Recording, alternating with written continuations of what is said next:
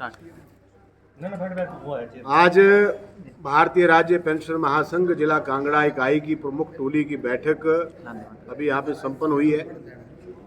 इस बैठक के अंदर जो हिमाचल प्रदेश की मौजूदा सुक्खू सरकार, जिसको सुख की सरकार कहा जाता था, आज हिमाचल प्रदेश के कर्मचारी और पेंशनर्स के लिए दुख की सरकार बन करके रहेगी।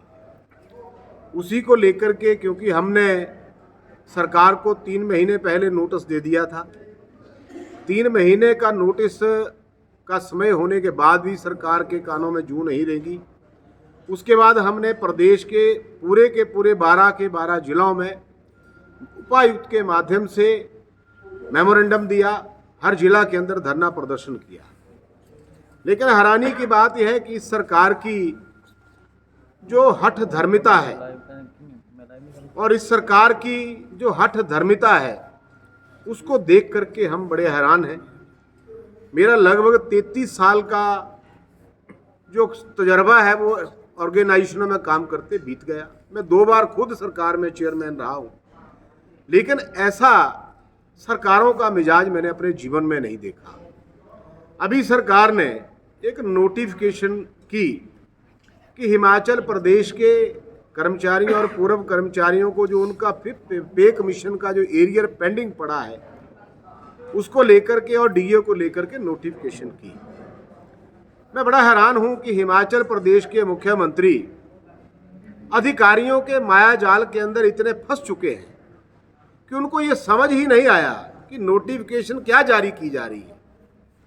जो नोटिफिकेशन जारी की उसका मतलब ये हुआ कि हिमाचल प्रदेश का जो व्यक्ति सेवानिवृत्त हुआ है, उसको जो उसका एरियर और डीए मिलना था वो उसके पोते को मिलेगा, उसको नहीं मिलेगा। वो स्वर्गलोक में चला जाएगा, मरने के बाद उसके पोते को मिलेगा। और जो कर्मचारी सेवा में सेवा कर रहे हैं कर्मचारी हैं, उनका डीए और जो एरियर है वो उनको सेवा काल में नहीं मिलेगा और रिटायरमेंट के बाद मिलेगा। हैरानी की बात, जब हमने सरकार को कॉन्ट्राडिक्ट किया तो सरकार ने नोटिफिकेशन रोक लिया। लेकिन बड़ी हैरानी की बात है कि नोटिफिकेशन रोके हुए भी अभी तक हफ्ता हो गया, नई नोटिफिकेशन रिव्यू नहीं की गई। कारण यह है कि कांग्रेस पार्टी का जो इतिहास है वो झूठ के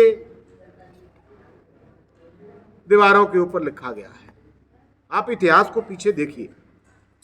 जब सरकार सत्ता में आई तो 10 झूठी गारंटियां देकर के लोगों को मूर्ख बनाया और लोगों की सिंपैथी लेकर के सरकार में आ गई।